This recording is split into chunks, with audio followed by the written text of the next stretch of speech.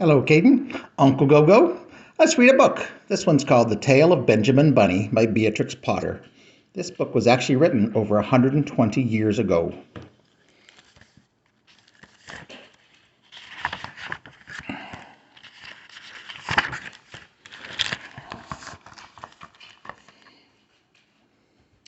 One morning a little rabbit sat on a bank. He pricked his ears and listened to the trit-trot of a pony.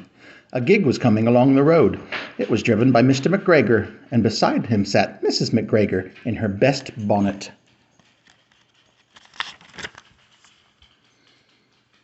As soon as they had passed, little Benjamin Bunny slid down into the road and set off, with a hop, a skip, and a jump, to call upon his relations, who lived in the wood at the back of Mr. McGregor's garden.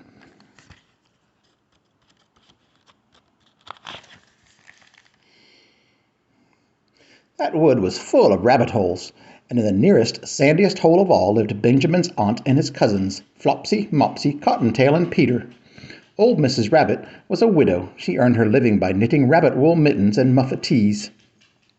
I once bought a pair at a bazaar. She also sold herbs and rosemary tea and rabbit tobacco, which is what we call lavender.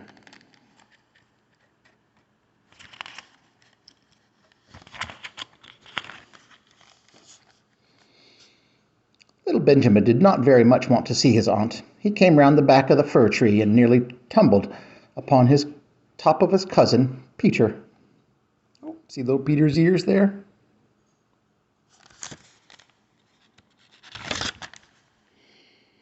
Peter was sitting by himself. He looked poorly and was dressed in red cotton pocket handkerchief. "Peter," said little Benjamin in a whisper, "who has got your clothes?" "Oh dear."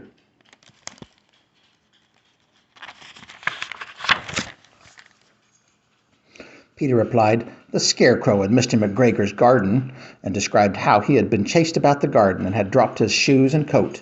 Little Benjamin sat down beside his cousin and assured him that Mr. McGregor had gone out in a gig, and Mrs. McGregor also, and certainly for the day, because she was wearing her best bonnet.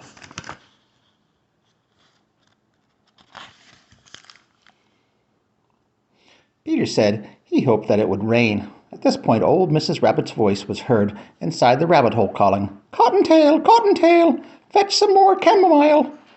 Peter said he thought he might feel better if he went for a walk.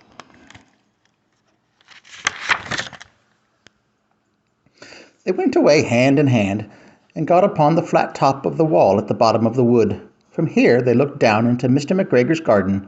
Peter's coat and shoes were plainly to be seen upon the scarecrow, topped with an old tam-o'-shanter of Mr. McGregor's. There's the scarecrow way down there.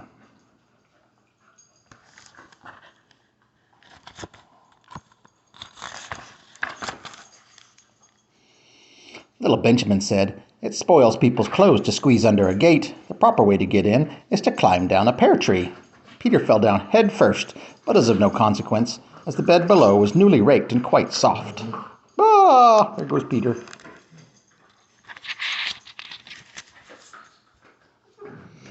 It had been sown with lettuces. They left a great many odd little footmarks all over the bed, especially little Benjamin, who was wearing clogs. That's a kind of shoes.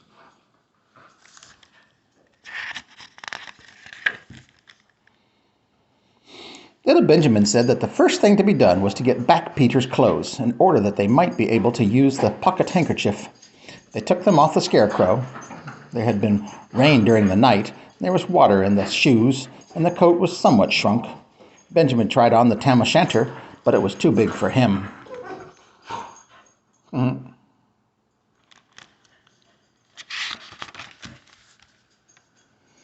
And he suggested that they should fill the pocket handkerchief with onions as a little present for his aunt. Peter did not seem to be enjoying himself, but he kept hearing noises. Benjamin, on the contrary, was perfectly at home and ate a lettuce leaf. He said that he was in the habit of coming to the garden with his father to get lettuces for their Sunday dinner. The name of little Benjamin's papa was Old Mr. Benjamin Bunny. The lettuces certainly were very fine.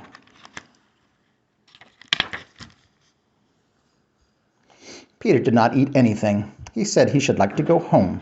Presently he dropped half the onions. Oh dear.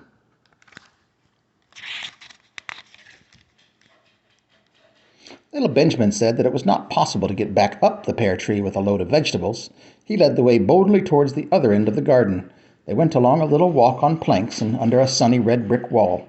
The mice sat on their doorsteps cracking cherry stones. They winked at Peter Rabbit and little Benjamin Bunny.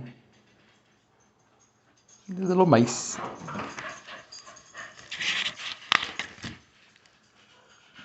Presently, Peter let the pocket handkerchief go again. Eddie, we're reading books. You have to be quiet. They got amongst flower pots and frames and tubs, and Peter heard noises worse than ever. His eyes were as big as lollipops. He was a step or two in front of his cousin when he suddenly stopped. This is what those little rabbits saw around the corner. Little Benjamin took one look, and then, in half a minute less than no time, he hid himself and Peter and the onions underneath a large basket. Oh, gotta watch out for that kitty.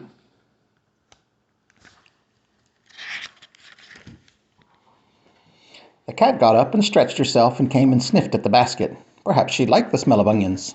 Anyway, she sat down upon the top of the basket.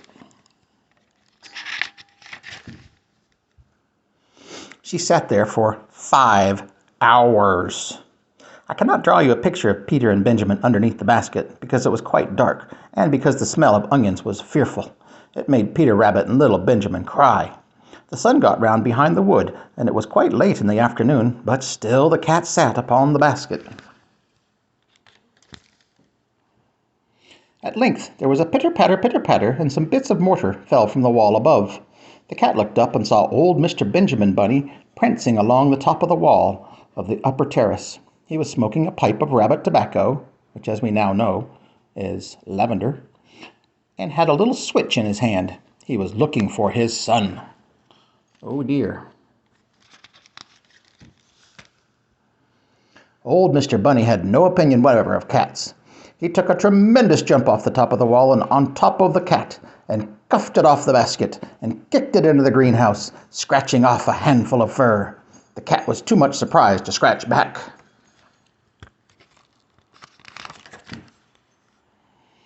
When old Mr. Bunny had driven the cat into the greenhouse, he locked the door. Then he came back to the basket and took out his son Benjamin by the ears and whipped him with a little switch. Then he took out his nephew Peter. Oh dear, corporal punishment. That's not good. And he took out the handkerchief of onions and marched out of the garden.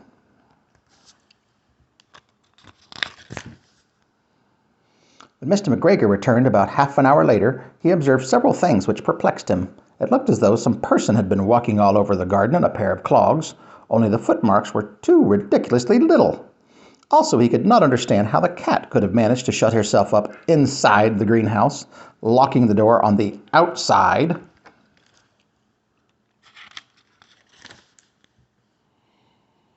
When Peter got home, his mother forgave him because she was so glad to see that he had found his shoes and old coat. Cottontail and Peter folded up the pocket handkerchief, and old Mrs. Rabbit strung up the onions and hung them from the kitchen ceiling with the bunches of herbs and the rabbit tobacco.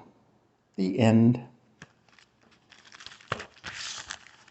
What do you think? Does it still stand up after 100 years? Take care. Bye-bye.